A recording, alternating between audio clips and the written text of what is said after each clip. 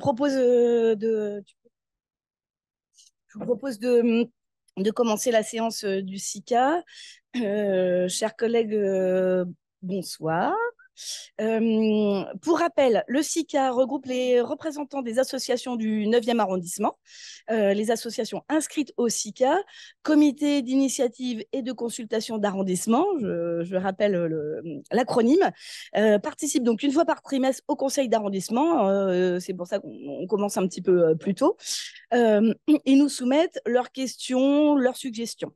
Et puis, très dernièrement, nous avons initié une nouvelle forme d'intervention du SICA avec des thèmes précis qui ont été déterminés à l'avance, en collaboration, bien évidemment, et qui sont travaillés en amont de ce conseil avec voilà, un travail qui a été produit, des questions, des suggestions. Et ce soir, le thème est la jeunesse. La jeunesse, on se réjouit de parler ce soir de ce thème puisque c'est un sujet qui est traité avec beaucoup d'importance à la ville de Lyon. Je rappelle, parce qu'elle fait partie de notre conseil d'arrondissement, la nomination de Maria Covert en tant que conseillère déléguée aux jeunesses en septembre 2022 par le maire de Lyon, Grégory Doucet. Donc, il s'agit d'un sujet qui est transverse et qui constitue qui consiste à mettre en action une feuille de route écrite par Madame Alcover, ambitieuse d'ailleurs, sur les besoins, les envies, les devoirs des jeunes de notre cité. Donc, c'est une question qui regroupe plusieurs délégations, comme je disais, la jeunesse, bien entendu, mais aussi l'éducation, l'emploi, l'insertion, la sûreté, la sécurité, ainsi que la vie associative. Donc, pour plus de fluidité, comme on en parlait en préambule, et d'interaction, parce que l'idée, c'est aussi voilà, de pouvoir interagir, on vous propose donc on vous donne la parole, le SICA en premier, pour livrer votre introduction du document de travail qui a été fait, et puis nous répondrons donc avec un éclairage politique. Et nous avons souhaité inviter ce soir aussi des spécialistes agents de la ville de Lyon, de la métropole, de la mission locale. Je les présenterai nommément juste après pour aborder les différentes questions de façon peut-être plus technique et de répondre à vos questions de façon plus technique. Ça nous semblait, voilà, c'est une première encore une fois, on voit comment ça se passe, mais ça semblait important aussi de mettre derrière des politiques publiques et des grandes orientations aussi des réponses assez factuelles à des questions du quotidien qui vous intéressent toutes et tous. Alors, une petite présentation des personnes qui sont donc autour de cette table, en plus du conseil d'arrondissement. Donc, pour le SICA, sont présents et présentes, plutôt, on va dire présentes, parce qu'il n'y a que des filles d'ailleurs. Mais ça nous va très bien.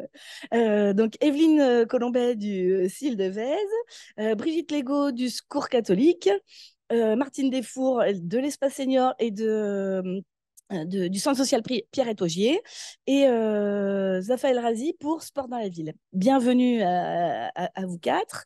Et puis, de l'autre côté, c'est pas une joute, attention, ce seront des échanges, donc des conseillers, les conseillers techniques, donc Elisabeth Betts et Benjamin Dugrand de la métropole de Lyon, principalement en charge de la prévention spécialisée. Patricia Bécard, qui est de la mission locale, avec des lunettes. Voilà. Et puis,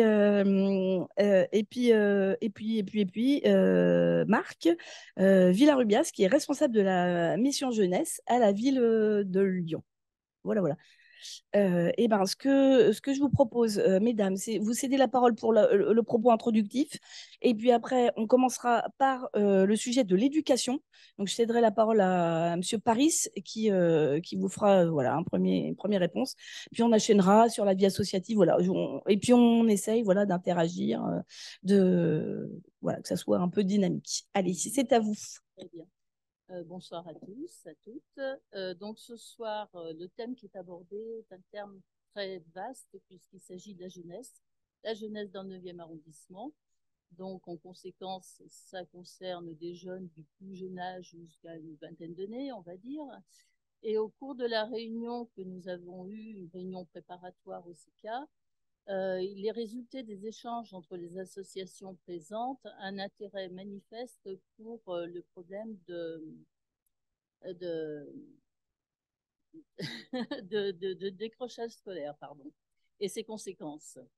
En effet, le décrochage scolaire, notamment à partir du collège, les propositions attrayantes de la drogue, les difficultés de certaines familles, notamment des familles monoparentales, qui ont du mal à imposer une autorité parentale effective, le harcèlement entre pairs, PAIRS, vont conduire certains de ces jeunes qui sont en décrochage scolaire dans la rue et va les conduire également à participer à des trafics illicites. Donc ça résulte des constats que nous avons faits au cours de cette réunion préparatoire. Et on a constaté malheureusement que, eh bien, on voit ces jeunes en errance dans notre quotidien. Par exemple, malheureusement, à la gare, près de la gare de Vèze. Et cette situation ne cesse de questionner, bien sûr, tous ceux qui ont un rôle éducatif dans notre société. Donc, c'est à partir de ces constats et des propositions des associations membres du SICA sur ce sujet que vont être traités maintenant différents sujets, différents thèmes. Alors, merci. Donc, je cède la parole à Monsieur Paris, donc adjoint à l'éducation, pour lancer des éléments de réponse. Et puis on pourra compléter. Merci Madame la maire. Bonsoir à toutes et à tous.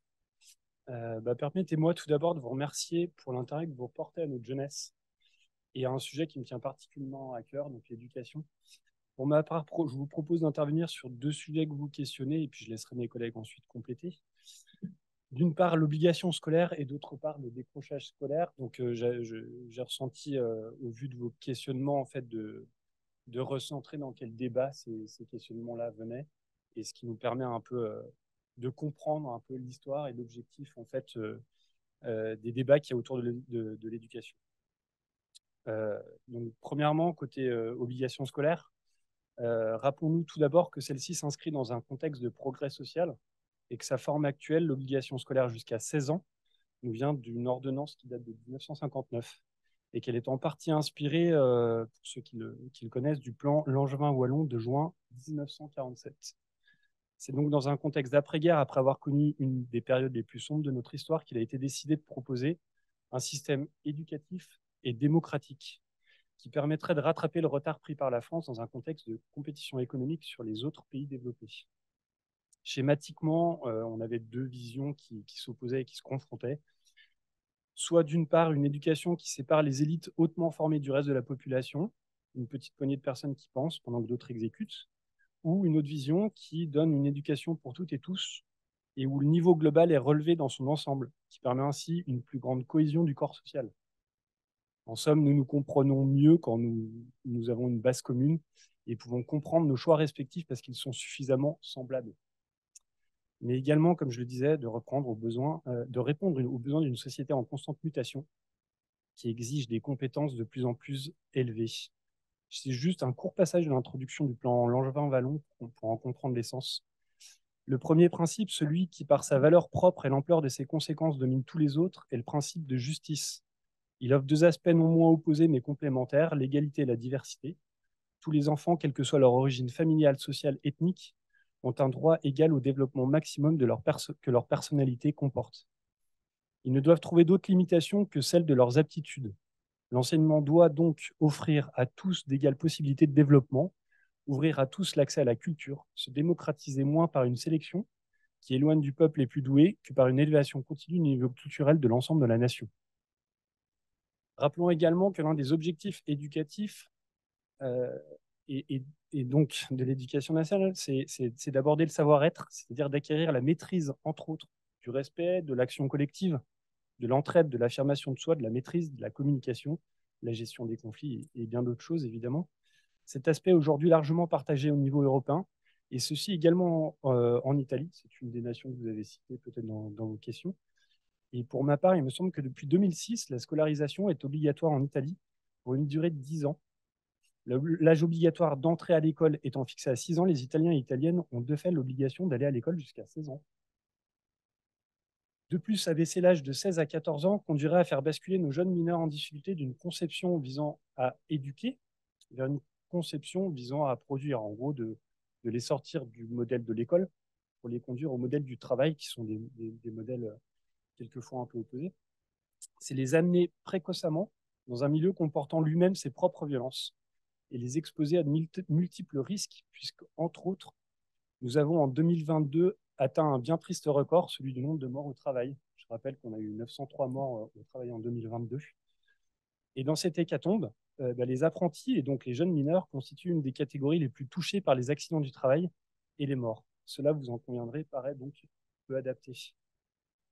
Mais il semble que votre questionnement sur l'obligation scolaire se voulait peut-être introduire l'idée de proposer à nos jeunes en échec scolaire un autre terrain d'expérimentation où ils pourraient se trouver et s'émanciper. Je vous propose une autre réponse, c'est que avant de questionner les solutions à apporter lorsque l'accident est là, j'entends par accident le décrochage, il semble judicieux de se demander comment éviter l'accident et donc de comprendre comment celui-ci arrive. Je vous propose donc d'aborder le deuxième sujet, le décrochage scolaire. Les ressorts conduisant nombre de nos jeunes au décrochage sont malheureusement connus depuis longtemps. La période de l'adolescence est souvent le moment propice au questionnement des valeurs du monde des adultes, et parfois, malheureusement, ce questionnement surgit de manière violente. Il apparaît qu'une des composantes principales du décrochage soit liée à des difficultés qui sont présentes dans la vie du jeune, mais ainsi qu'à l'absence de perspectives d'avenir. Certains de nos jeunes perdent petit à petit toute confiance dans notre système éducatif. Face aux échecs répétés, le lien qui les unit à l'école, mais également au monde des adultes, se voit coupé. Ils ne nous écoutent plus parce qu'ils ne croient plus ni en nous, ni au système que nous leur proposons. C'est donc bien un lien de respect mutuel et de sens qu'il faut maintenir en nous intéressant à eux, à leur individualité, et non pas en leur imposant une vision normative qui jusqu'ici les conduit à l'échec. Et c'est ce défi qu'ambitionne de relever l'école publique. Cependant, pour mener à bien cette mission d'intérêt général, encore faut-il que l'école ait les moyens de le réaliser. S'il est une constante depuis quelques années maintenant, c'est le manque d'enseignantes et d'enseignants à la rentrée, le manque d'AESH pour accompagner les élèves qui en ont besoin. À la rentrée 2022, ce n'est pas moins de 4000 postes d'enseignement qui étaient laissés vacants. Pour la même rentrée, la défenseur des droits alertait sur le manque d'AESH. Moins médiatisé, il y a les suppressions de postes d'enseignement, le manque d'effectifs de psychologues scolaires. En France, pour rappel, c'est une psychologue pour 1500 élèves, contre une pour 800 en moyenne dans le reste de l'Europe. Dans ces conditions, l'école ne parvient plus à remplir ses missions. Fatalement, cela produit du décrochage et de la défiance envers les institutions. La seule solution rationnelle pour résoudre réellement le problème des décrocheurs scolaires serait de redonner à l'école la possibilité de remplir ses missions. Car l'état de fait que nous décrivons n'est que la résultante de choix politiques. Ceci étant dit, nous devons composer avec la situation actuelle. La mairie d'arrondissement, la ville de Lyon et la métropole de Lyon sont actives sur le sujet de l'insertion des jeunes et soutiennent les associations qui œuvrent dans le domaine. Pour exemple, le projet de réussite éducative de la ville de Lyon permettra de mettre en place des actions individualisées en faveur d'élèves de 2 à 16 ans, fragilisés dans leur parcours scolaire. Une attention particulière est donnée aux élèves résidant dans les quartiers prioritaires de la ville. Une agente de la ville est d'ailleurs rattachée à faire vivre ce dispositif dans notre arrondissement. Nous avons également lancé des comités éducatifs locaux. Donc ça, c'est quelque chose qu'on a lancé il y a un peu plus d'un an, qui rassemble l'ensemble des acteurs et actrices éducatifs à l'échelle des 4 grands quartiers du 9e arrondissement, donc du Cher, Saint-Rambert, Vez-Industrie et Chambert. Et ces temps sont l'occasion pour les écoles, les responsables de temps périscolaires, les intervenants associatifs et les parents d'échanger et de construire les projets ensemble. Le prochain temps, et vous y êtes évidemment conviés si vous le souhaitez, en fait, il sera le 29 janvier, ici en mairie, à 18h. Donc c'est le lieu où on peut parler de l'éducation et essayer de voir ce qui, nous, sur notre territoire, en fait, nous est important. Enfin, après une expérimentation dans le 8e arrondissement de la ville de Lyon, la ville souhaite étendre le dispositif Cité éducative à d'autres arrondissements. Des discussions sont actuellement en cours avec l'Agence nationale de la cohésion des territoires. Selon toute vraisemblance, une cité éducative pourrait voir le jour dans le 9e arrondissement. Nous en saurons plus en septembre prochain, quand l'Agence nationale de cohésion des territoires aura rendu sa décision. En conclusion, renforcer et soutenir une école publique de qualité en lui garantissant les moyens de son ambition est essentiel afin d'assurer une cohésion sociale, de se prémunir de l'échec scolaire et donc du décrochage scolaire et potentiellement du décrochage d'une partie des individus de notre société. L'actualité nous rappelle que le combat pour une école pour toutes et tous, qui amène un socle commun, partagé, qui rapproche plutôt que sépare n'est pas encore gagnée. Et là, c'est une urgence qui plus est dans une société qui se fracture. Donnons des moyens à nos écoles. J'étais un peu long, je vais donc laisser la parole à d'autres collègues qui pourront compléter. Est-ce que on a abordé les sujets qui vous, enfin voilà, est-ce que vous aviez sur ce sujet de l'éducation, est-ce qu'il y avait d'autres choses ou est-ce qu'on passe plutôt au volet association, vie associative?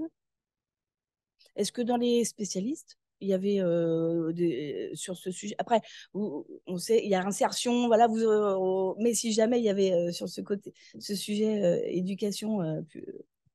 Je veux bien ajouter quelque chose quand même, dire que il y a une attention particulière sur le décrochage scolaire quand même de nos institutions, que c'est pas un sujet qui est laissé de côté.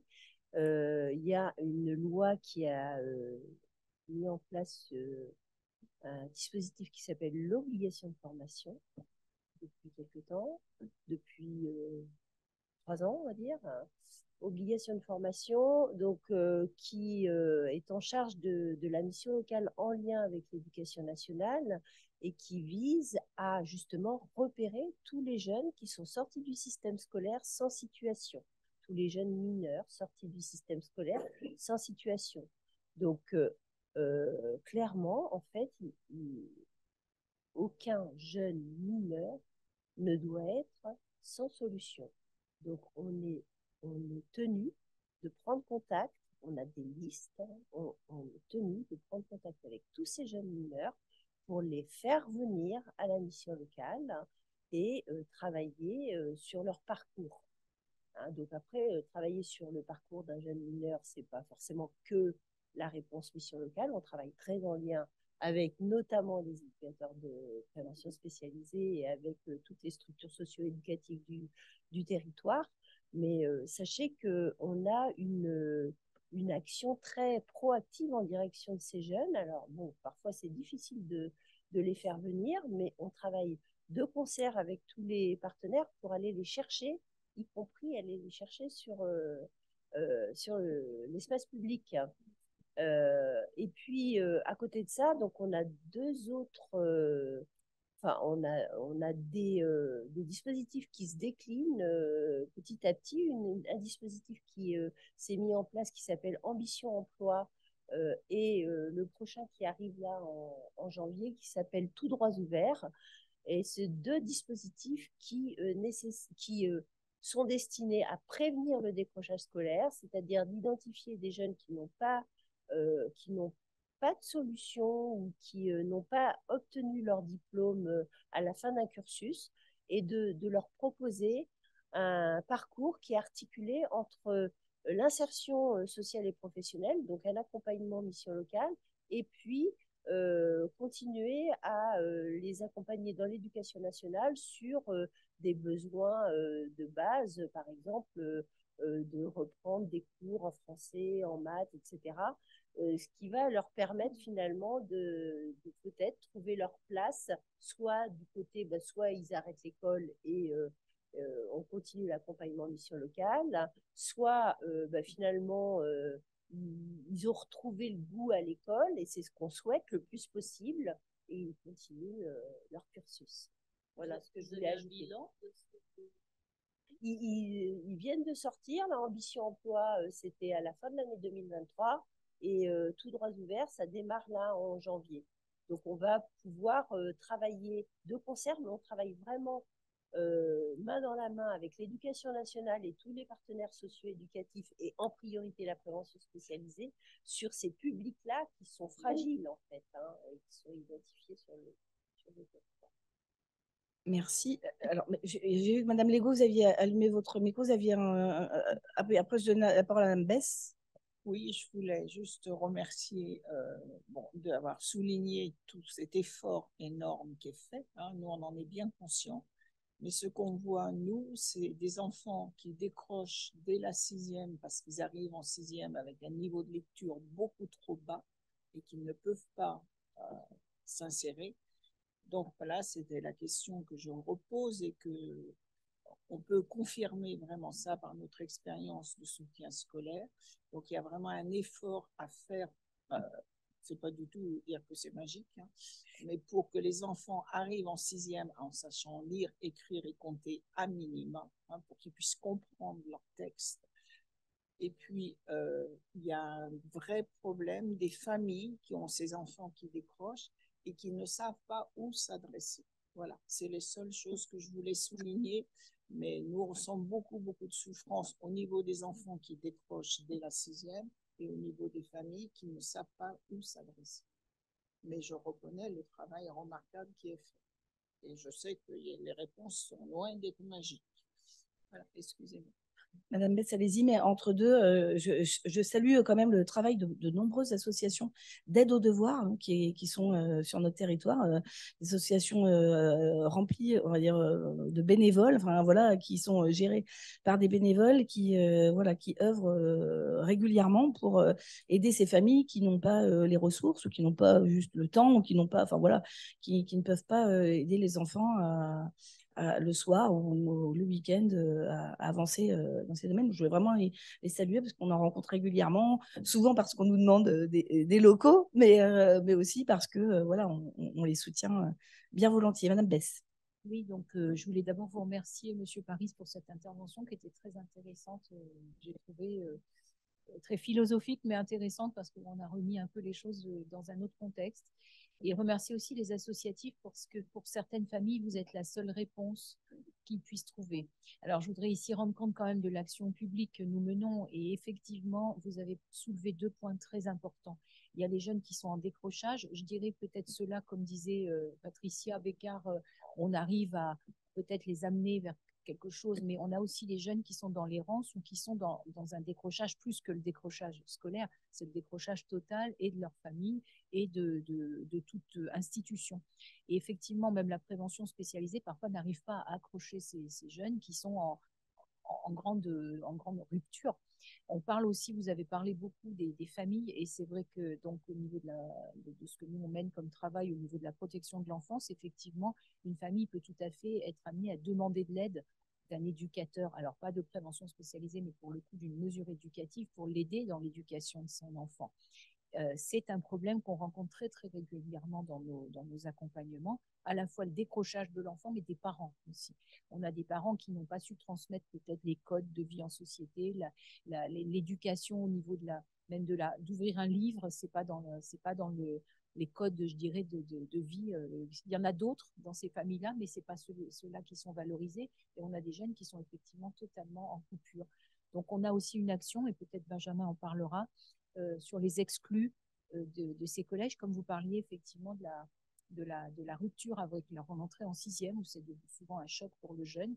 Et certains sont très rapidement exclus parce que problématiques de comportement, problématiques d'apprentissage, etc. Du coup, on a monté un vrai travail. Je vais vous laisser évoquer ça. C'est un exemple. Par contre, effectivement, quand une famille est en difficulté sur l'éducation, sur l'apprentissage, il y a toujours la possibilité de demander de l'aide aux maisons de la métropole. Sauf que les gens, ils hésitent parce qu'ils se disent, oh là là, si je vais dans une maison de la métropole, protection de l'enfance, placement de l'enfant, information de signalement, etc. Et ça, il faut oublier parce que c'est pas comme ça que ça fonctionne, mais on aura l'occasion peut-être d'en reparler. Oui. Alors, l'information, elle passe souvent par exemple, l'assistante sociale scolaire qui repère ce jeune. Il y a le PRE dont on a parlé qui, effectivement, peut faire émerger des situations.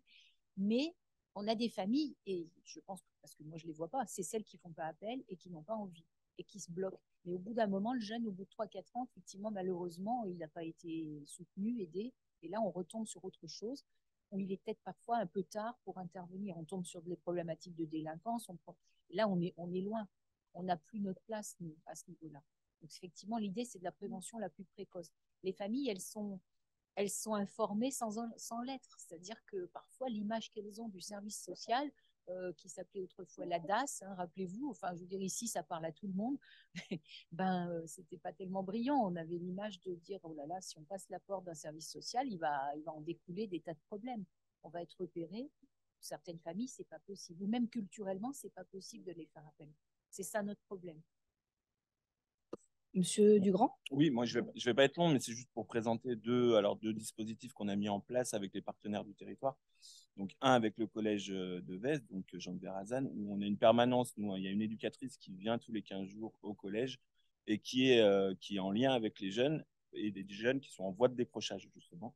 Donc il y a des permanences qui sont mises en place, il y a une rencontre qui se fait et il y a un travail qui est entamé avec la libre adhésion du jeune et après un soutien aussi qui est proposé à la famille. Voilà, dans un premier temps sur le collège de Vez et dans un second temps avec le collège Schulcher, du coup, où on travaille avec les exclus.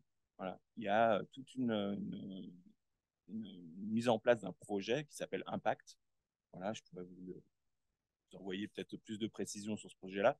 Mais c'est une semaine qui est banalisée pour ce jeune-là avec tous les partenaires du territoire pour éviter justement que ce jeune qui a été exclu soit dans la rue et soit soumis peut-être à d'autres tentations.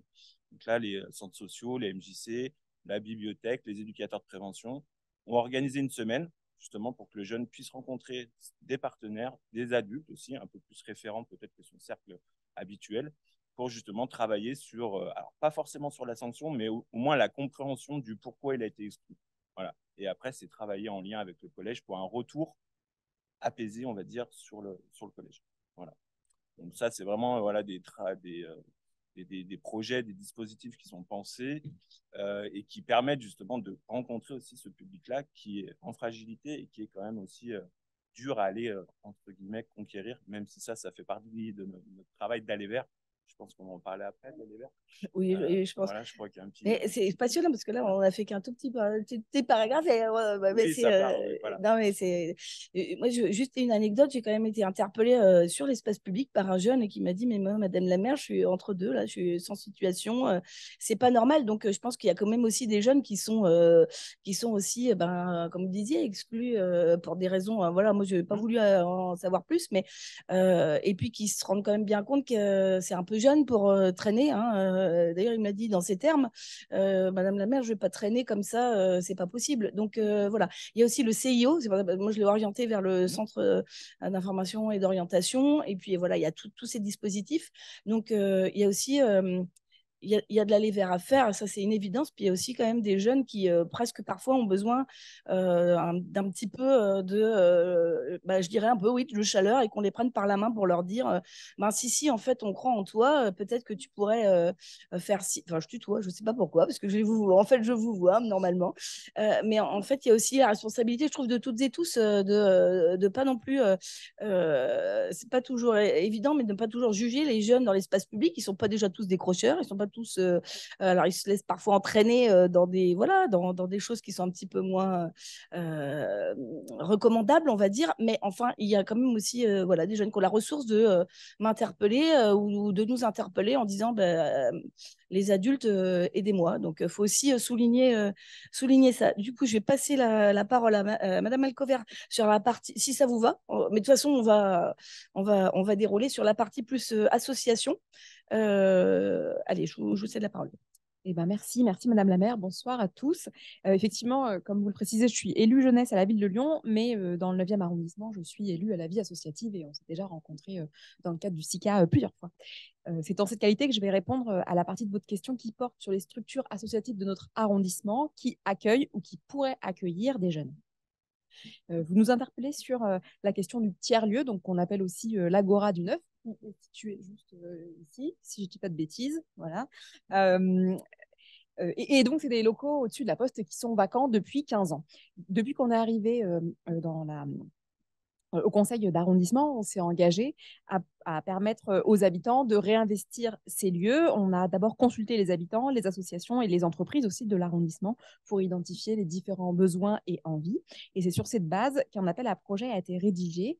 Et puis, c'est la structure Mafriche urbaine qui a été retenue pour assurer la coordination et la gestion de l'équipement jusqu'à fin 2025. On a aussi réalisé en parallèle des travaux de remise en état et le site a ouvert ses portes pour des visites lors des vœux la semaine dernière pour la première fois. Et il en résulte que ce lieu aura pour objectif d'abriter des initiatives d'habitants autour de l'économie sociale et solidaire et de la citoyenneté. Et donc, à ce titre-là, les jeunes et les associations qui les accompagnent pourraient avoir toute leur place à l'intérieur de ce lieu. On vote d'ailleurs ce jour une délibération à ce sujet. Pas tant sur les jeunes que sur le tiers-lieu. Cependant, ce n'est pas le tout d'avoir un lieu. Effectivement, il y a la question d'accompagner les jeunes dans leur autonomie et dans leur projet qui est tout aussi importante. Et pour ce faire, les partenaires de longue date de la ville sont les associations d'éducation populaire, en particulier les MJC et les centres sociaux. Lorsque la ville a fait le choix de conventionner de nouveau avec ces structures en janvier 2022, elle leur a demandé de s'engager sur 3 axes distincts et l'un d'entre eux était la jeunesse. Il est formulé ainsi: une politique jeunesse productrice de lien social et de démocratie. Je peux vous citer quelques exemples de ce qui se fait à l'arrondissement. Le centre social, par exemple, Pierrette-Augier, propose un accompagnement à la scolarité du CP au lycée et également un accueil de loisirs pour les 11-17 ans. Le pôle 9 propose un accompagnement scolaire, mais aussi un point info jeune qui apporte des réponses en matière d'emploi, de formation, de logement, de santé, etc. Et puis le centre social Sauvegarde, qui d'ailleurs intègre des jeunes dans son conseil d'administration, déposera pour la première fois un projet jeunesse à la CAF. Et puis enfin, dans l'optique de développer d'autres lieux ressources pour les habitants en proximité, nous avons initié la mise en place d'un espace de vie sociale, ou EVS, dans le quartier de Gorge-de-Loup.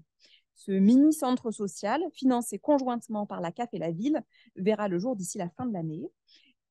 Son projet sera basé sur les souhaits et besoins des habitants du quartier.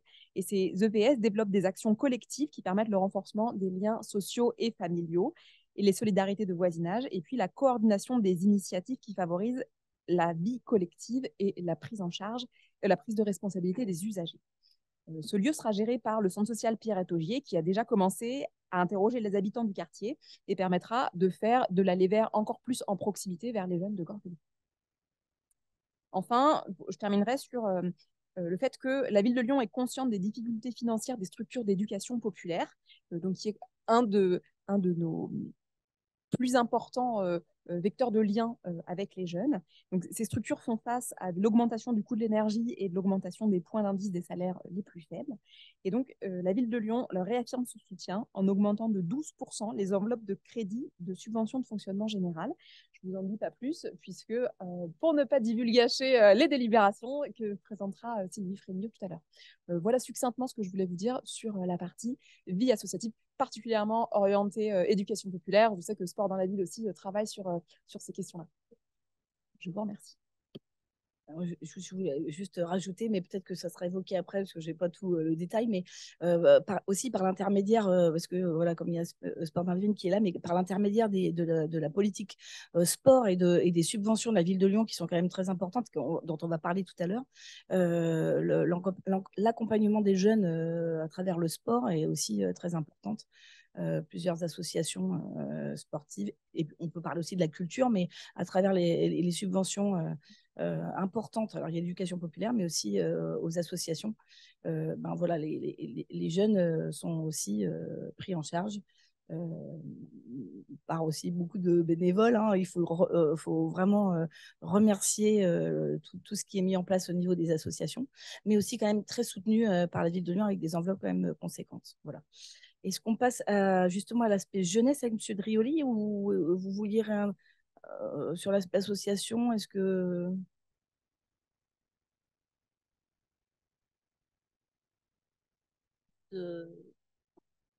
D'un travail en commun des associations en fait, qu'on avait abordé dans notre document.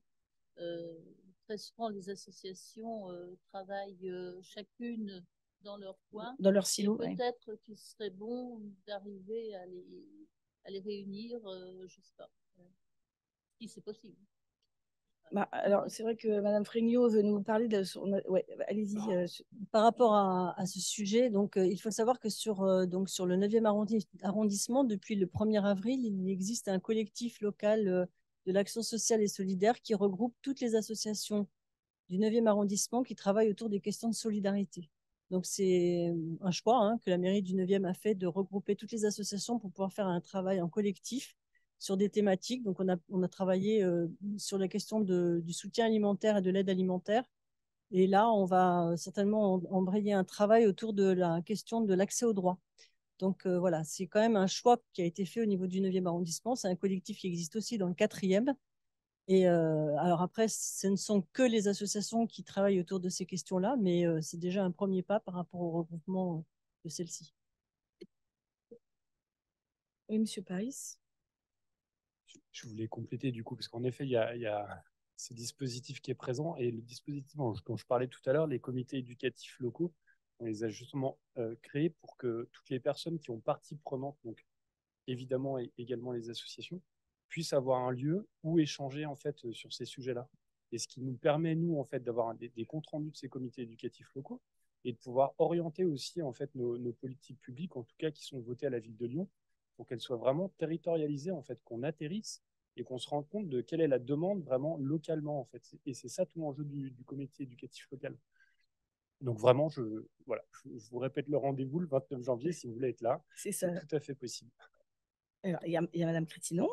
Et pour compléter sur la coordination des acteurs, concernant aussi tous les acteurs de l'emploi et de l'insertion, il y a aussi de nombreuses coordinations entre les différentes associations, structures institutionnelles qui travaillent sur le sujet. Nous en parlerons un peu plus tard, du coup, avec Patricia Bécard, lorsque j'interviendrai sur ma partie. D'accord. Alors, oui, Madame Lécovert. Puis du coup, je me permets de répondre sur la question de la coordination des acteurs jeunesse, puisque c'était aussi la question. Je trouve que c'est assez intéressant en fait de voir que sur les thématiques un peu spécifiques qui pourraient concerner la jeunesse, il y a déjà plusieurs coordinations qui existent, donc vraiment dans des champs spécifiques. Et nous, donc avec Marc Villarubias ici, dans l'écriture du projet jeunesse, de la politique jeunesse pour la ville de Lyon, la question de la coordination, donc territoriale, mais aussi thématique, c'est vraiment une des questions qui va être au cœur de ce qu'on va traiter. Donc là, on en est encore à la phase de diagnostic, de voir ce qui existe donc sur chacun des territoires et aussi de manière thématique pour voir comment est-ce que demain on peut l'organiser, sachant qu'en fait, rien que là, chacun des 3 adjoints a cité des collectifs qui travaillent ensemble. L'idée, c'est de aussi trouver le bon niveau pour qu'il n'y ait pas soit trop de monde, soit finalement pas les gens concernés. Il y a aussi des choses qui existent, par exemple, à la Duchère, sur du pair à pair et des coordinations 10, 15 et 16, 25, si je ne dis pas d'erreur. Et voilà, qui associent vraiment au niveau du territoire ceux qui participent, ceux qui sont en interaction avec les jeunes. Et la question, c'est aussi, je trouve, de sélectionner le bon niveau d'acteur et sélectionner l'intention qu'on veut mettre dans ces collectifs. Voilà, le tout n'est pas de réunir des gens, mais en fait, qu'est-ce qu'on veut faire, qu'est-ce qu'on veut sortir de cette coordination. Mais en tout cas, la question, elle est vraiment ouverte et on se la pose à la ville de Lyon pour trouver le bon niveau.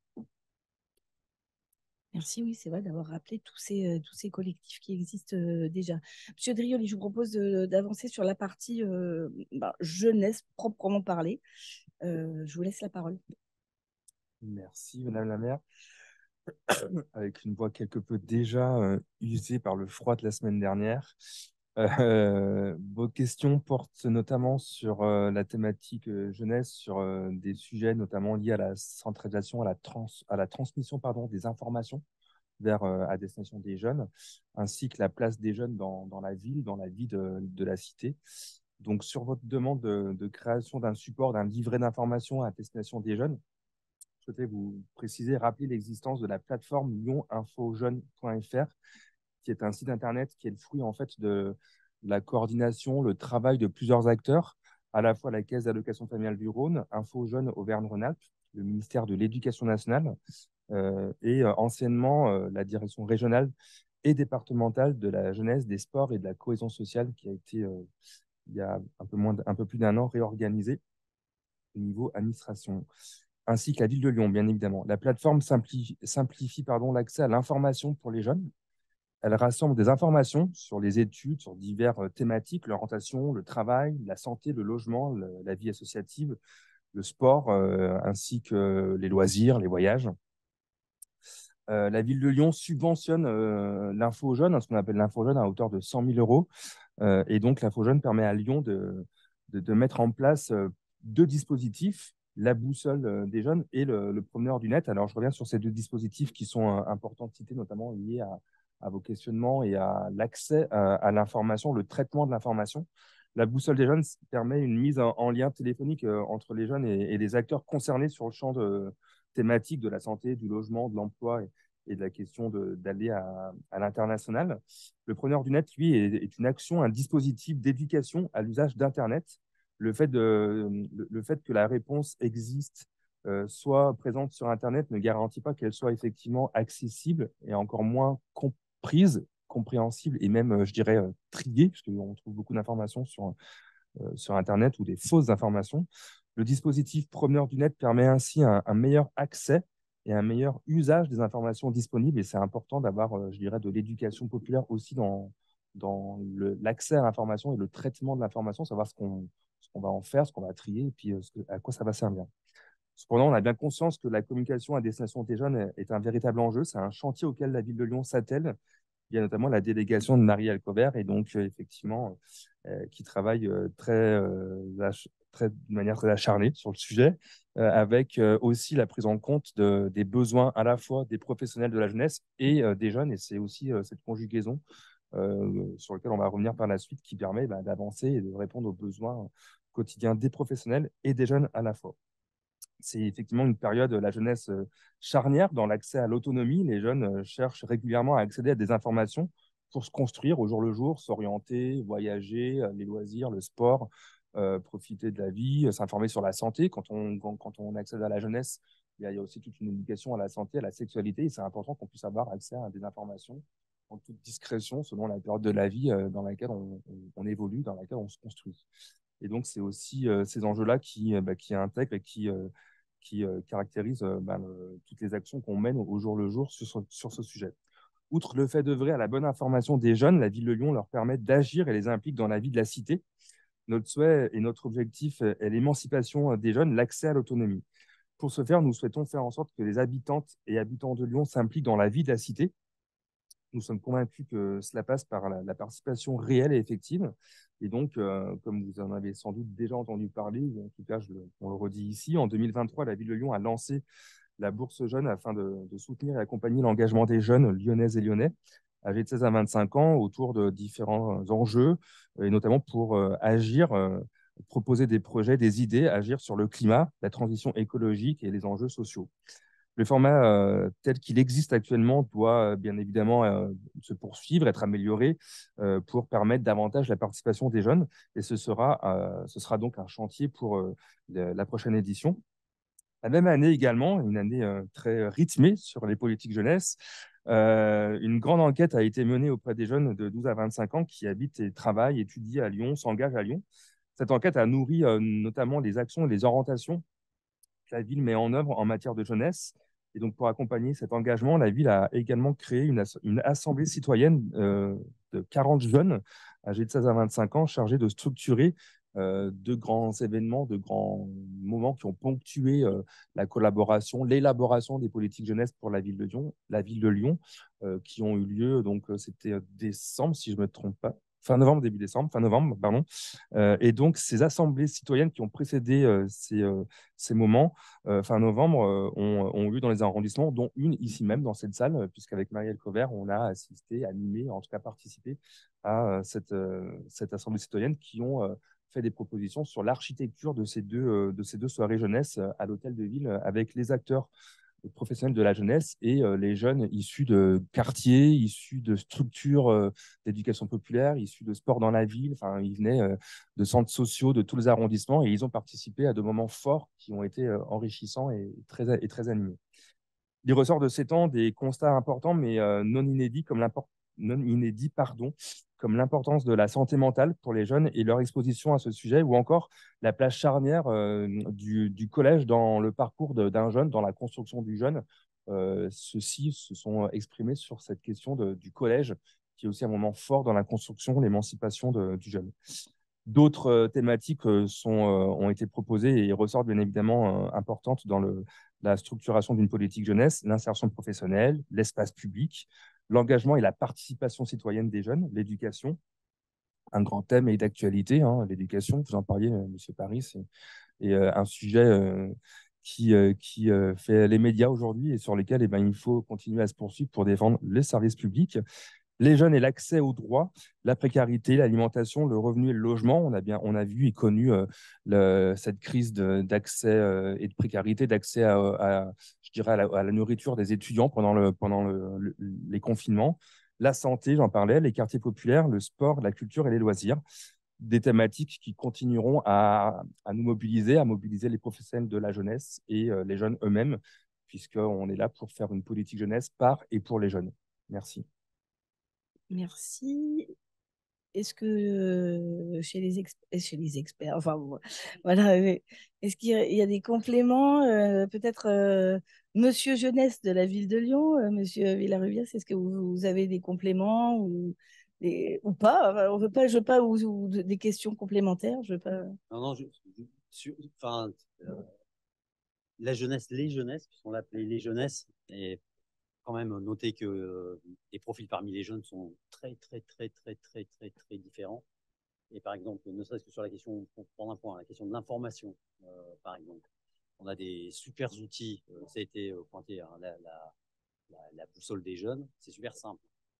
Le jeune se géolocalise sur son smartphone, donc il dit, bah, je suis là à Vèze, je suis intéressé par, j'ai des questions sur les questions de logement ou d'insertion ou quelque chose comme ça. L'application va lui donner le contact le plus proche de où il est sur le sujet qui l'intéresse. Et avec un réseau de partenaires, les partenaires sont contactés et ils s'engagent à répondre dans les 3 jours. Donc, ça veut dire que dès qu'il est géolocalisé, il a le contact et il y a un engagement de réponse dans un temps qui est défini. Donc, il y a des outils comme ça qui existent, qui sont très pointus. Et en même temps, dans les études qui se font, et on l'a repéré dans les enquêtes qu'on a réalisées, là où les jeunes ont le plus d'informations, c'est auprès de leurs amis et de la famille. Donc, ça veut dire que le premier canal d'information, c'est les proches. Voilà, donc ça, c'est une première chose. Et par exemple, sur les soirées jeunesse qu'on a organisées, on demandait aux jeunes qui sont venus par quel canal ils étaient venus. Et en fait, on a une multitude de canaux. Certains sont venus parce qu'on avait travaillé avec des influenceurs et donc sur les réseaux sociaux, ils ont repéré l'information. D'autres sont venus sur les sites de la ville de Lyon. D'autres sont venus parce qu'ils avaient été accompagnés par un éducateur de prévention, parce qu'ils avaient été mis au courant par le centre social ou une association. Donc, en fait, il y a une multitude de canaux et on est obligé de travailler sur tout ça en même temps. Donc, c'est un sujet qui est complexe. Oui, j'irai vraiment dans votre sens parce que je crois qu'effectivement, il existe énormément de choses, mais c'est l'information qui passe pas, qui n'est pas connue par ceux par qui elle devrait être connue. Et c'est là-dessus, je pense qu'il y a vraiment une réflexion à porter. Hier, par exemple, j'avais un jeune qui était à la rue, qui cherchait un accueil pour le soir, enfin, ne serait-ce qu'un gymnase. On n'a pas pu trouver, ni moi, ni lui, ni les personnes qui étaient autour de moi. Tout ce qu'on a interrogé, on n'avait pas de réponse, à part le 115. Et quand on n'a pas d'unité sur ce téléphone, on ne peut pas appeler le 115. Voilà, j'arrête là. Après, la question de l'information pourrait faire l'objet d'un SICA à lui tout seul, je pense. C'est un vrai sujet. Et après, mais sur tout le monde, les jeunes, les moins jeunes, je pense vraiment, moi, j'arrête pas de le dire, mais parlez-en à votre voisin, parce qu'en fait, c'est encore le meilleur canal de diffusion de l'information. Bon, après, il y a d'autres. Le voisin, il ne va pas vraiment vous aider forcément toujours à trouver le numéro d'hébergement d'urgence qui va bien, mais bon, après, voilà, il y a des cas particuliers. Madame Colombet? Non, c'était juste une observation que je fais assez souvent, c'est-à-dire qu'il ne faut, bien sûr, beaucoup de jeunes ont des smartphones, mais tous n'en ont peut-être pas.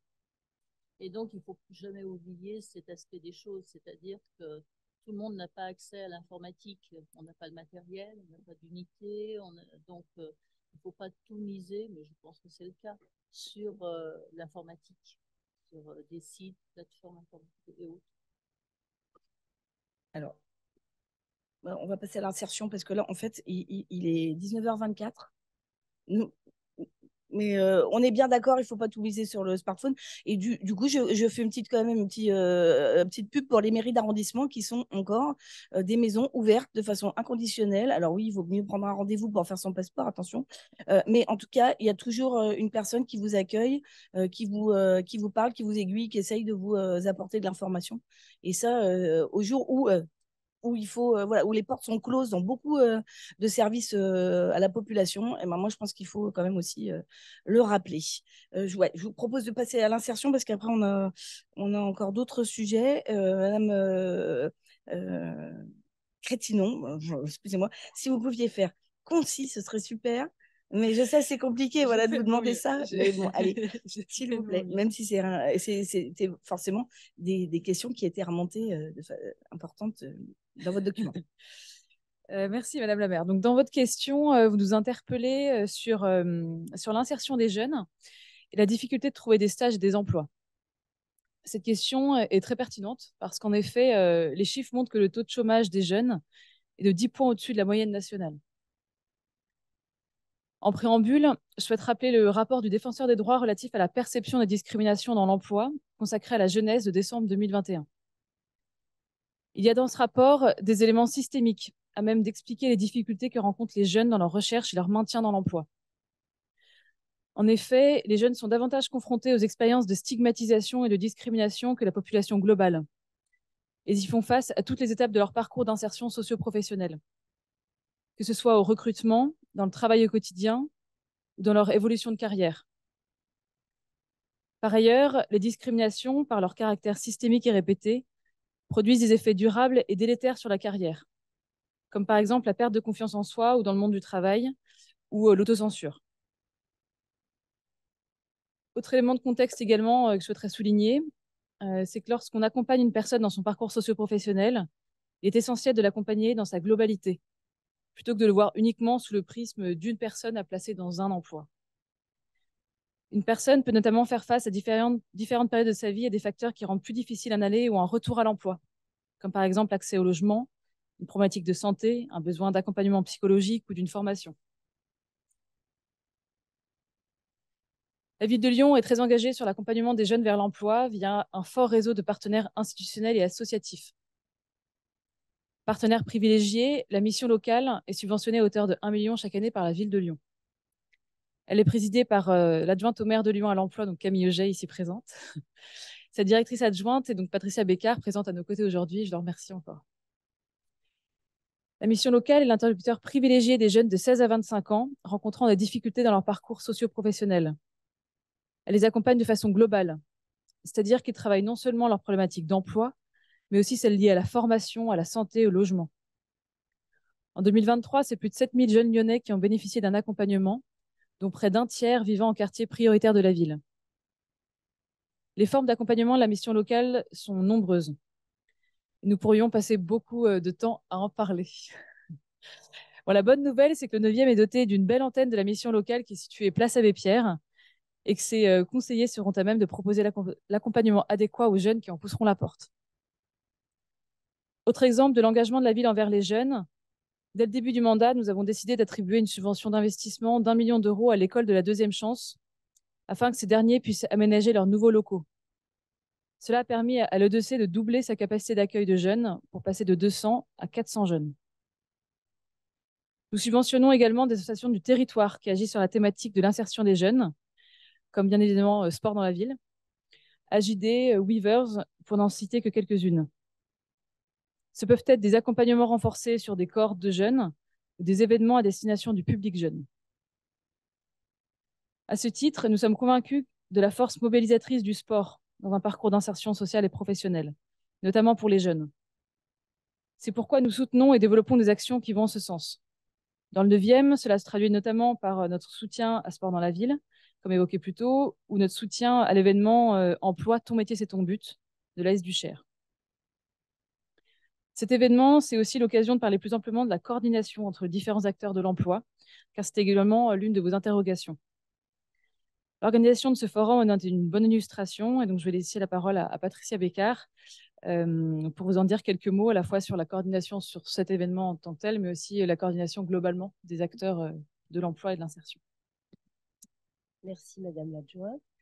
Oui, donc merci d'avoir bien présenté la mission locale. Effectivement, la mission locale fait partie du service public de l'emploi et son champ d'action est large puisqu'on fait de l'accompagnement global et qu'on ne fait rien tout seul en fait. Hein. Donc, quand on met, enfin, la plupart des choses que l'on met en œuvre, on les met en œuvre aussi avec les partenaires. Donc, on met en place un accompagnement individualisé avec les jeunes et chaque accompagnement est différent, personnalisé et en lien avec les partenaires. Hein.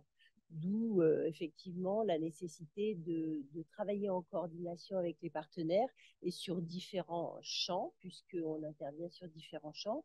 Donc là, on peut parler effectivement du champ de l'emploi spécifiquement, mais pour arriver à l'emploi, le parcours peut être long, hein. On travaille sur la vie quotidienne, tous les freins de la vie quotidienne. On travaille sur le projet professionnel, l'orientation, la formation, l'emploi, tous les aspects qui concernent le logement, la santé. Enfin voilà, donc tout ça est vaste. Et sur le champ de l'emploi, effectivement, on a des partenariats très forts, puisqu'on fait aussi partie du service public de l'emploi avec les partenaires du service public de l'emploi et notamment France Travail, et puis toutes les structures qui travaillent sur l'emploi, les structures d'insertion par activité économique, etc. Et on travaille aussi avec les structures du territoire. Donc, en effet, sur ton métier, c'est ton but, que vous connaissez certainement tous, un grand événement phare qui a lieu à la Halle Diagana au mois de juin. J'ai été cet après-midi en réunion à ce sujet pour organiser l'édition 2024, donc, qui est portée par l'AS du Cher. Et c'est intéressant de travailler aussi avec des clubs sportifs parce que pour travailler avec les jeunes, il faut aussi avoir des focales qui peuvent intéresser la jeunesse. Donc, on travaille pour le coup très en lien pour monter ce dispositif avec l'AS du Cher, avec les équipes de France Travail, avec les équipes de la Maison métropolitaine de l'insertion et de l'emploi et l'antenne de la Maison Lyon pour l'emploi à la Duchère. Donc, on est nombreux autour de la table pour que ce dispositif puisse se mettre en place, à la fois pour mobiliser les entreprises, mais aussi pour mobiliser les publics et que les offres que l'on propose sur ce jour-là correspondent aux besoins de nos publics et aux attentes de nos publics. Un autre exemple de coordination qui est plutôt là sur le volet, on va dire, éducatif, social et insertion sociale et professionnelle, c'est la coordination 16-25, on en a un petit peu parlé tout à l'heure, mais on peut se féliciter sur la Duchère d'avoir une coordination, notamment par le biais du groupe de pairs, qui fonctionne très très bien. Avec 15-20, quand tout le monde est là, ça fait bien 15-20 partenaires autour de la table et avec lesquels on peut partager des situations, échanger sur ce qui se passe sur le territoire, mais aussi et surtout trouver, rechercher des actions qui peuvent correspondre pour aller chercher des jeunes qui ne viennent pas facilement vers nos structures. Donc, ensemble, par exemple, on met en place un dispositif qu'on a appelé le Téchange. On est présent une fois par mois sur l'espace public on s'installe sur la place l'Abbé-Pierre avec du café, des petits gâteaux, et puis les jeunes viennent nous voir parce qu'il y a de quoi manger et qu'il y a des gens qui peuvent discuter avec eux. On va mettre en place des chantiers, par exemple, hein. On a des chantiers une fois alors, l'ambition, c'est tous les mois, mais souvent, en réalité, c'est tous les 2 mois, on va dire, mais on fait travailler 4 jeunes et ça, on le travaille avec tous les membres du groupe de pairs, spécifiquement avec la prévention spécialisée, pour aller chercher des jeunes qui vont travailler sur des supports des bailleurs sociaux. Et là, c'est un travail, une collaboration qui est faite avec les bailleurs sociaux qui nous proposent des supports pour venir pour peindre l'escalier ou autre. Mais en tous les cas, ça permet de donner l'opportunité à certains jeunes qui sont loin de l'emploi de se mettre en situation de travail pour la première fois. Et puis de raccrocher, du coup, ensemble, on va les raccrocher, leur parler de la mission locale, leur parler des structures qui sont sur le territoire et de commencer à tisser le lien de confiance. Du coup, oui, allez, oui. Moi, j'avais une question en fait sur la thématique de l'insertion. En fait, on sait que depuis la rentrée scolaire, les secondes ont à présent 2 semaines de stage à réaliser. Alors nous, à Astronomie, on est contents parce qu'on croit vraiment. Moi, je suis convaincue que réaliser des stages, c'est hyper important dans le parcours. Et plus les jeunes se rendront compte aussi de la réalité du monde professionnel, du métier qu'ils ont envie de faire. Et plus ils en font une idée claire et ça les confortera dans leur projet, quel qu'il soit ensuite. Et pour moi, la problématique que je rencontre, donc en fait, je trouve qu'on a beaucoup, c'est très chouette qu'on ait plein de structures d'accompagnement de jeunes. Et moi, j'accompagne, j'ai une promo de jeunes vésois et j'accompagne vraiment ces jeunes-là sur ces thématiques-là, sur les codes professionnels, le savoir-être. On fait des CV en béton, on fait des super lettres de motivation. Je leur apprends à démarcher au téléphone, en physique. Et ils sont hyper motivés, ils le font et c'est trop chouette. En revanche, moi, parfois, alors c'est chouette parce qu'on a nous, du coup, des chargés d'entreprise qui font ce relais avec les entreprises. Il y en a aussi pas mal sur le territoire de Vèze, notamment Babola, par exemple. On emmène souvent des jeunes en stage chez eux. Mais moi, je rencontre toujours cette difficulté pour les entreprises du territoire, des entreprises locales, notamment des artisans, des petites qui ne savent pas justement accueillir ces jeunes. Et les 2 semaines, alors déjà pour les troisièmes, c'est des fois pas facile, mais c'est déjà beaucoup plus installé, donc on arrive à avoir des entreprises qui les accueillent. Mais c'est vrai que moi, ma crainte, c'est pour les stagiaires de seconde. C'est comment les entreprises concrètement vont pouvoir accueillir 2 semaines un jeune et comment en fait on peut les accompagner dessus. C'est vraiment une question ouverte. Je pose cette question-là, nous à ce moment-là, on se la pose également et on travaille dessus. Mais je pense que ça peut être intéressant de se la poser conjointement.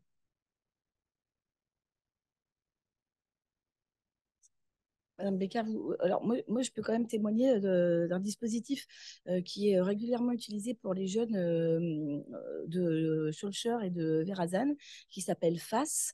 Alors, c'est un accompagnement effectivement d'une structure associative qui est soutenue par les pouvoirs publics. Alors, c'est vrai que ça s'adresse plutôt à une plus grosse entreprise. En l'occurrence, là, c'est Cégide qui accueille pendant une semaine une quinzaine de jeunes avec une découverte des différents postes, puisque voilà, c'est une entreprise qui est dans le secteur de l'informatique, mais qui est aussi une comptabilité, un service commercial, etc. Et qui les fait aussi travailler sur un petit projet à présenter en fin de stage. Et c'est vrai que c'est un vrai coup de pouce pour des jeunes qui n'ont pas la possibilité facilement de trouver un stage, voilà, grâce on va pas se mentir, au carnet d'adresse des parents, des tontons, etc.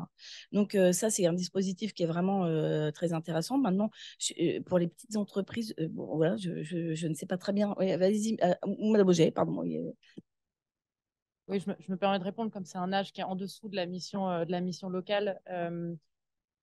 Madame la maire a cité FACE, il y a d'autres associations aujourd'hui qui s'occupent des stages de troisième, qui aident sur ce sujet. Il y a Job IRL, il y a Viens voir mon taf. Et on les a rencontrés notamment avec Marie Alcover et on a la volonté de mieux et plus travailler avec elle. La MMIE aussi, via la charte d'Émile, je sais que Marion aurait voulu en parler, essaye justement d'amener les entreprises à plus participer à ces dispositifs, parce qu'aujourd'hui, ce qui manque, c'est essentiellement des entreprises. Et puis, il y a une rencontre qui a été faite aussi avec les services de la ville de Lyon pour qu'on puisse aussi, nous, en tant qu'employeurs, prendre notre part et accueillir des stagiaires de projet. Alors, Emma9, on en prend régulièrement, il ne faut pas trop le dire, parce que non, mais enfin, quand on peut, après, voilà, il faut aussi, comme vous le disiez, bien les accompagner. Ça ne sert à rien d'avoir des stagiaires pour les laisser, entre guillemets, dans un coin sans rien faire. Donc c'est important de les accompagner. Et puis, voilà, on a des services qui jouent le jeu. Donc, merci beaucoup. Et voilà. Et Est-ce que je peux peut-être du coup compléter en fait sur cette question-là, parce que la question fondamentale, c'est la question de la relation entreprise et d'aller chercher des lieux de stage et de trouver des partenariats avec les entreprises.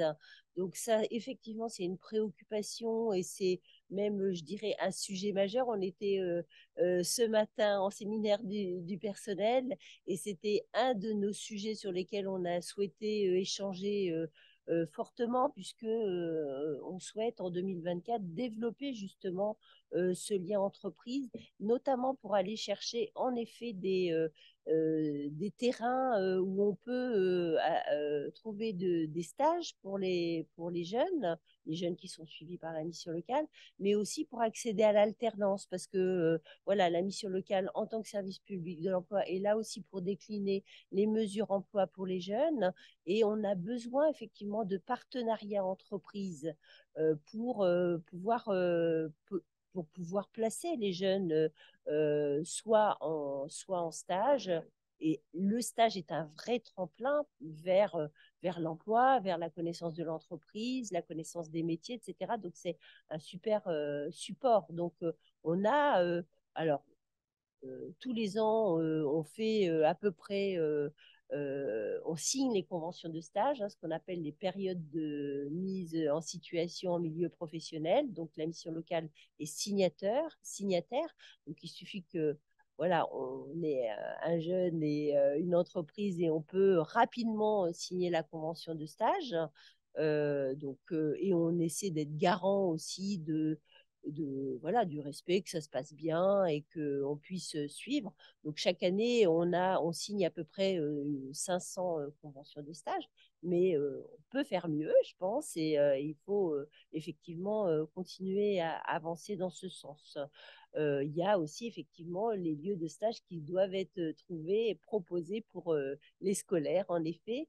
Et pour compléter, effectivement, la Maison métropolitaine de l'insertion et de l'emploi porte un poste dans le cadre d'un dispositif qui s'appelle Pacte, c'est le pacte avec les quartiers pour toutes les entreprises et qui vise justement à prospecter les entreprises pour les jeunes scolaires, hein, donc troisième, seconde, qui recherchent des stages. Donc il y a un poste qui est dédié à ça, la personne vient d'arriver. Bonne nouvelle. Madame Créti, non, vraiment une minute parce qu'on a encore deux autres sujets derrière et c'est très passionnant. Martin, je vais en fait. très vite céder la parole du coup à Percy Becca. Du coup, j'aurais juste aimé qu'on parle rapidement de l'aller vers, de cette démarche d'aller vers qui est cruciale pour nous, qui est voilà, une priorité à la fois pour tous les acteurs de l'emploi et de la ville de Lyon. Est-ce que, en tant que mission locale, vous pouvez expliquer voilà, très rapidement le rôle de la conseillère hors les murs et puis la coordination qui se fait sur le terrain avec la LTM et la prévention? Oui, Voilà, alors simplement ça pour donner un exemple on va d'aller le faire vers les jeunes. Donc, du coup, effectivement, on a été lauréat d'un appel à projet il y a 2 ans qui s'est terminé en fin 2023. Ce matin encore, Camille Auger disait à l'ensemble de l'équipe que la volonté de la ville de Lyon, c'était de maintenir il ne s'agissait pas de faire juste un coup d'épée dans l'eau, mais de pérenniser des postes qui ont été créés avec les appels à projets. Et je vous en remercie, Camille, parce que c'est vrai que c'est toujours un peu on est un peu désœuvré quand les postes disparaissent. Donc là, il y a 2 postes sur Lyon qui ont été créés. On a la chance d'avoir un poste sur le 9e et le 5e d'une personne qui, justement, fait son travail, le travail de la mission locale, le fait à l'extérieur, pas derrière un bureau. Voilà. Donc, c'est une personne qui fait des permanences chez les partenaires, qui fait voilà, qui va aller sur l'espace public avec les médiateurs, à la rencontre avec les éducateurs, à la rencontre des jeunes, et qui va petit à petit les faire venir à la mission locale. Donc ça, c'est vraiment une nouveauté depuis 2 ans. On travaille comme ça et ça apporte beaucoup, et je pense que tout le monde est très content de ce poste. Moi, je vais juste compléter et valider ce choix-là, du coup, parce que c'est une vraie plus-value, nous, par rapport à notre intervention sur le territoire. Et ça permet justement à la mission locale d'être visible sur l'ensemble du territoire du 9e.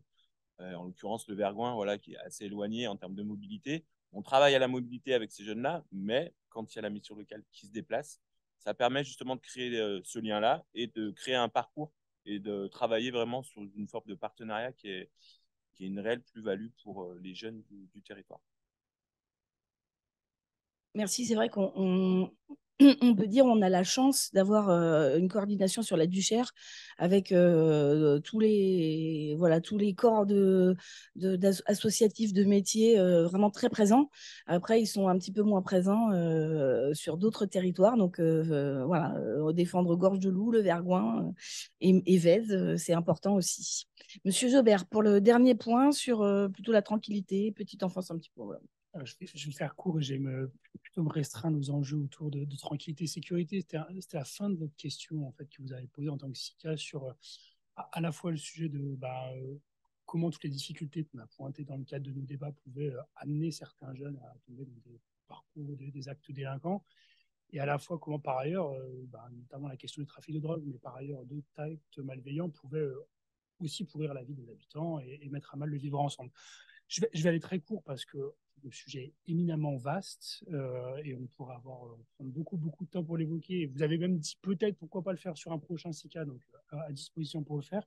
Juste dire que, à mon avis, l'action qu'on mène à l'échelle de la ville de Lyon et en partenariat avec les pouvoirs publics de l'État, elle vise à être très complémentaire de ce qui a été dit par ailleurs sur tous les dispositifs éducatifs, d'accompagnement, d'insertion associatif à l'échelle des jeunes, parce qu'une de nos convictions profondes, c'est que les questions de violence, d'insécurité, de trafic de drogue, ça peut créer un certain nombre de handicaps qui touchent très directement les jeunes. En fait, pour nous, la violence génère, ça prouve les germes de l'échec de demain, de la violence de demain, que travailler sur la question de la lutte contre la violence, en travaillant sur les questions de sécurité, on va commencer à apporter un premier niveau de solution pour faciliter le travail de tout ce qui est mis en place par ailleurs. Pareil, la question du message éducatif, quand on a une concurrence entre eux, essayer de trouver un stage, une insertion par bosser dans l'illégalité autour du trafic de drogue pour un certain nombre de jeunes, le message éducatif il est difficile à tenir dans un certain nombre de quartiers. Nous, on s'engage à travailler sur ces questions-là. On s'engage à le faire, mais en se disant quand même qu'aujourd'hui, notamment sur la question du trafic de drogue, il y a un certain nombre de situations qui est quand même relativement alarmante dans notre pays, qu'à notre sens, la politique globale menée à l'échelle de notre pays n'est pas satisfaisante parce qu'on a un vrai problème de santé publique sur la question de la consommation de drogue dans le pays. En fait, très concrètement, aujourd'hui, on ne traite pas le sujet de la drogue via la question de la santé publique. À mon avis, c'est une erreur majeure qu'on fait aujourd'hui collectivement. En fait, on a des problèmes d'addiction, on a des problèmes de comportement liés à la consommation de drogue.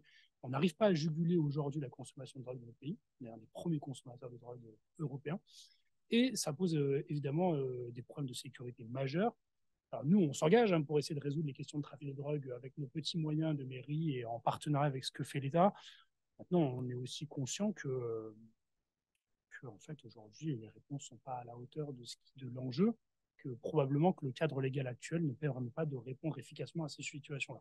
Et nous, on est assez inquiets là-dessus. Donc voilà, je suis allé très très vite sur quelques éléments de réponse et je me fais déjà rappeler à l'ordre pas la patrouille. Simplement pour dire que notre positionnement en tant que mairie, il vise à articuler les actions de prévention aux actions de répression et aux actions de réinsertion. On est un peu au carrefour de toutes ces politiques publiques en matière de prévention et de sécurité. Et que là-dessus, moi, dans votre question, il y a quelque chose qui m'a un peu chagriné parce que vous avez dit une forme d'abandon de l'accompagnement des jeunes par les éducateurs. Et moi, je le perçois pas du tout comme ça parce que ces personnes-là, et moi, je veux les saluer aujourd'hui. Je salue Madame Bess et Monsieur Dugrand, à qui je remercie d'être présents parce que en fait, c'est des personnes qui font un travail du quotidien qui est souvent invisible des citoyens, sur un public très ciblé qui n'est pas le plus facile à travailler. C'est un travail inestimable et avec les moyens qui sont parfois des moyens un peu insuffisants de capacité d'action. En fait, si un jeune n'a pas envie de s'engager et qu'il préfère vendre de la drogue au match, l'éducateur, il ne peut pas faire grand-chose, très concrètement. Et ils le font avec beaucoup d'engagement. Et moi, je nous invite à réfléchir autrement. C'est que s'il n'y avait pas ces actions-là de prévention de la délinquance, quelle serait la situation dans un certain nombre de quartiers? Je pense qu'elle serait bien plus détériorée. Et je pense qu'ils offrent à un certain nombre de jeunes la capacité de se poser la question dans un dilemme de choix entre tomber dans l'illégalité ou avoir des leviers pour se remettre dans le droit chemin. Eux, ils offrent le fait que ce choix, ils se posent à ces jeunes-là et ils le font avec beaucoup d'énergie. Donc peut-être ce qui pourrait être intéressant, c'est donner quelques éléments sur comment vous pouvez intervenir, Benjamin, sur des situations ou qu'est-ce que vous proposez en termes de messages. Alors, concrètement, nous, on est une équipe de 6 éducateurs avec un coordinateur, une chef de service, Madame Bess. On intervient sur les 3 QPV de l'arrondissement, auprès des 10-21 ans. Alors, notre spécificité, c'est d'intervenir dans la rue. Alors, on parlait de l'allée verte tout à l'heure. Voilà, ça, c'est notre spécificité, c'est d'aller à la rencontre de ces jeunes-là dans leur environnement. d'essayer de les capter, de créer un lien de confiance pour justement travailler après sur leurs demandes. Alors, un jeune de 10 ans a une demande qui va être totalement différente d'un jeune de 16 ans, mais on travaille ça et justement, on essaye de s'appuyer sur tout ce qu'on a pu dire tout à l'heure, hein, sur les partenariats locaux pour justement créer voilà, un parcours. Ce jeune, voilà, il adhère ou il adhère pas, parce que nous, sur nos principes d'intervention, c'est la libre adhésion. Voilà, on n'est pas mandaté, c'est de la libre adhésion. Le jeune, il adhère pas, il a le droit de venir, pas venir. Et à un moment donné, justement, c'est ce qui va faire qu'il s'engage justement dans cette relation et qui permet de travailler avec son environnement. Alors, l'environnement d'un jeune, je ne vais pas vous le citer, je pense que vous connaissez, hein, mais pour les 10-15 ans, ça va être la persévérance scolaire, on en a parlé tout à l'heure. Voilà, travailler sur sa situation au collège et après l'insertion à partir de 16 ans justement et en s'appuyant sur les partenaires du territoire. Nous, notre quotidien, voilà, c'est d'aller à la rencontre de ces jeunes et c'est d'essayer justement de les faire accéder au droit commun. Voilà, le droit commun, voilà, et de réapprendre ou avoir confiance en aussi les structures, les institutions qui composent notre cité. Voilà. Après, on s'appuie beaucoup sur le partenariat. Ça fait partie de nos, nos principes d'intervention. Tous les partenaires qui œuvrent, voilà, j'ai la mission locale à côté de moi, voilà, c'est un partenaire privilégié. Je vois Sport dans la ville qui est en face. Voilà, on s'appuie sur ça et on essaye justement de travailler pour que ces jeunes-là deviennent des citoyens et des adultes responsables, épanouis et très bien dans leur peau. Et voilà. Et après, voilà, l'intervention qu'on peut avoir quand on parle du trafic de drogue et tout ça, nous, c'est pas notre côté, on n'est pas dans ce côté-là. Voilà, on peut intervenir parce qu'on connaît ces jeunes-là, on les connaît, on peut en discuter avec eux, mais voilà, c'est pas notre champ d'action prioritaire d'intervenir sur les lieux de trafic. Voilà. Après, on a une réalité, il y a une jeunesse qui va pas très bien, qui est très fragile aussi. Mais voilà, il y a des choses à mettre en avant et je pense qu'avec tout ce qui se fait, tous les dispositifs actuels, il y a de la ressource. Donc, on s'appuie sur cette ressource et justement, quand je vois toutes les volontés qu'il y a, et je trouve ça quand même très positif, je me dis que voilà, faut être optimiste. Alors, soyons optimistes. Voilà. Allez, les résolutions pour 2024. Bah, 2024, moi, je suis bien d'accord. Voilà, je suis bien d'accord. Madame Bess, un petit mot de conclusion. Je remercie M. Jobert pour cet hommage à la prévention spécialisée. Et juste pour vous redire qu'on est quand même une équipe un peu originale, puisqu'on est une équipe métropolitaine, et essentiellement sur les autres territoires, ce sont des associatifs. Et c'est pour ça que j'ai un coordinateur que je salue aussi, qui fait un gros travail, puisque moi, je dirige une équipe sociale de 40 travailleurs sociaux qui n'ont rien à voir avec la prévention spécialisée. Donc, en fait, c'est une mission qui est rajoutée dans mon poste et qui effectivement est très, très passionnante. Je voulais redire qu'effectivement, un jeune qui ne veut pas aller voir la prévention, on ne va pas l'amener de force vers la prévention. Il y a d'autres services pour ça. Je parlais des services sociaux en classique, de la protection de l'enfance. Voilà, si un jeune est signalé quelque part et que ses parents sont en difficulté, ils peuvent venir aussi dans une maison de la métropole. Et ça, c'est important. Mais par contre, l'originalité, c'est qu'effectivement, nous, on travaille main dans la main entre les éducateurs de prévention et mes équipes sociales du territoire du 9e, ce qui permet un travail ténu. Quand un jeune, il y a une information préoccupante qui le concerne, s'il est dans des âges d'intervention de la prévention, on va essayer de tuiler avec la prévention quelque chose. Les équipes vont se mettre à disposition des parents pour pouvoir intervenir éventuellement. Et puis, vous rajoutez aussi qu'on va accueillir prochainement une psychologue de rue. Donc, en fait, c'est une expérimentation qui se généralise un petit peu actuellement. Donc, on avait notre psychologue qui était parti récemment. Et en fait, on a recruté une nouvelle psychologue. Donc, ce sont des psychologues qui interviennent dans la rue. Ce ne sont pas des gens qui sont dans des cabinets. Donc, ils vont intervenir sur le jeune, voilà, donc il va dire mais moi je n'ai pas besoin d'un psy, je suis pas fou, voilà, hein, bien sûr, mais essayer de dire tiens, il y a quelque chose qui est peut-être possible pour voir comment tu vas. On parlait de la santé, de la problématique de drogue, de problématique de trafic. Quand on est un jeune qui trafique ou qui est dans la consommation, on ne va pas forcément très très bien non plus. On a peut-être besoin de parler un peu quelque part. Donc en fait l'idée ce sera ça. Donc c'est quelqu'un qui va être intégré à l'équipe et qui va aller sur le travail de rue, qui va recevoir aussi dans les locaux de la prévention, parce que je vous rappelle qu'ils sont dissociés de ceux de la maison de la métropole. Mais je voulais parler de cette originalité un petit peu qui est intéressante dans le maillage avec nos travailleurs sociaux, je dirais classiques, qui interviennent sur le territoire. Merci beaucoup, Madame Bess. Est-ce que vous aviez encore vraiment des choses qui vous titillaient, ou est-ce qu'on peut conclure sur ces belles paroles de positivité, Monsieur Dugrand? Moi, j'ai envie aussi d'avoir des bonnes résolutions pour 2024. Dire qu'il y a vraiment une question, je pense qu'un des maîtres mots aussi, c'est la confiance. Même si, voilà, il y a des jeunes qui sont un petit peu en décrochage, comme on le disait, ou s'il y a cette perte de confiance de la part des adultes autour, bah en fait, c'est la spirale infernale. Donc, on est toutes et tous responsables. Il faut vraiment pas stigmatiser et essayer de les accompagner au mieux qu'on peut. Après, voilà, comme vous le disiez, au mieux qu'on peut. Et un dernier petit point, c'est l'image qu'il y a des métiers manuels, qui est très négative. En fait, c'est vraiment, ça résonne avec mon quotidien d'hier et d'aujourd'hui, c'est-à-dire la CAPEB, donc métier du bâtiment, et l'école de production de Gorge de Loup. En fait, voilà, il faut aussi encourager les jeunes à faire les métiers de demain qui rapporteront plus voilà, que ce qu'on pense, beaucoup plus, et qui sont indispensables et qui sont aussi, je trouve même pas le terme, aussi intéressants, valorisants et émancipateurs. Et on me souffle les World Skills 2024. Enfin, mais non, voilà, il y a une mauvaise image et c'est vraiment dommage parce que en plus les professionnels recrutent, et voilà, donc c'était un petit côté. On fait un petit peu de voilà, terre à terre teasing pour les métiers manuels. En tout cas, merci vraiment beaucoup à toutes et tous, parce que allez-y, Madame Colombet. Toute petite conclusion, effectivement, c'était un thème qui tenait à cœur aux associations membres du SICA, qui est un thème extrêmement intéressant. C'était extrêmement intéressant de faire le point sur cette question également. Ça aurait même pu justifier de faire une réunion avec du public, et peut-être pour poser Alors, des le questions. public est invité, hein.